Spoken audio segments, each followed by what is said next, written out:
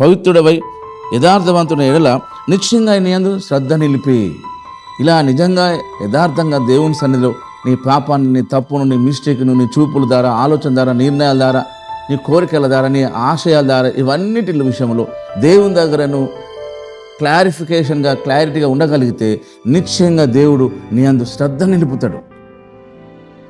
అంతేగాని ఏ తప్పు చేయకుండా ఉన్న వాని మీద శ్రద్ధ నిలుపుడు కాదు. మనం అందరం టోటల్ పాపులమే, రేపు కూడా పాపులమే, ఈరోజు పాపులమే.